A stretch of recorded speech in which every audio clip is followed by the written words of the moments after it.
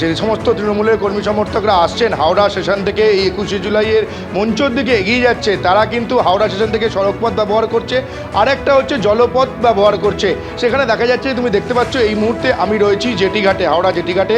সেখানে অন্যান্য রবিবার এখানে ফেরি সার্ভিস শুরু হয় সকাল 8টায়, কিন্তু আজ যেহেতু 21শে জুলাই একটা বিশেষ দিন, সে কারণে ফেরি সার্ভিস সকাল 8টার পরিবর্তে তারও আগে সকাল 7টা থেকে ফেরি সার্ভিস শুরু হয়েছে।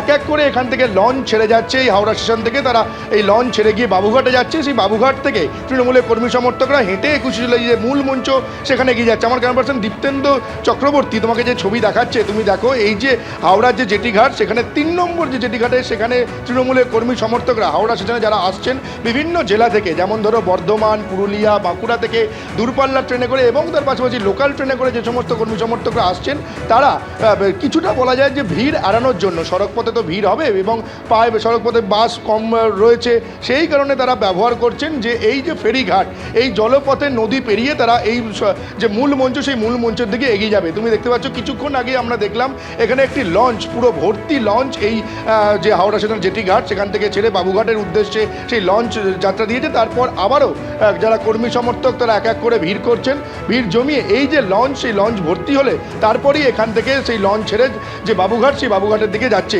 তুমি জানো যে আজকে 21শে জুলাইয়ে, সেই 21শে জুলাইয়ে মুখ্যমন্ত্রী মমতা বন্দ্যোপাধ্যায় কি বার্তা দেন সেদিকে কিন্তু আগ্রহ রয়েছে এই যে জেলা জেলা থেকে আসা এই তৃণমূলের কর্মী সমর্থক তাদের মধ্যে। তুমি এই মুহূর্তের যে ছবিটা তুমি দেখতে পাচ্ছ যে এই যে জেটি ঘাট তারা ব্যবহার করে নদী পেরিয়ে তারা 21শে জুলাইয়ের যে মঞ্চ, সেই মঞ্চের দিকে এগিয়ে যাবে। ফলে সড়ক পথের পাশাপাশি এই যে জলপথ, সেই জলপথেও কিন্তু তৃণমূলের কর্মী সমর্থকদের যথেষ্ট ভিড় লক্ষ্য করা যাচ্ছে। এখানে একজন তৃণমূল কর্মীকে দেখতে পাচ্ছি ডেঙ্গি মশার আদরে নিজেকে সাজিয়েছেন। আপনি কোথা থেকে আসছেন? আমি এসেছি পশ্চিম মেদিনীপুর চন্দ্রকোনা থানার অন্তর্গত যাদবপুর গ্রাম থেকে আমি এসেছি। এইভাবে এই বেশে কেন? আমি এইভাবে সেজে বহুরূপী সেজেছি মশা। আমি সাধারণ মানুষকে সতর্ক সচেতন করার লক্ষ্যেই আমি এখানে এসেছি। এই রাজ্যের বিভিন্ন জেলা থেকে বিভিন্ন মানুষ এখানে উপস্থিত হয়েছে।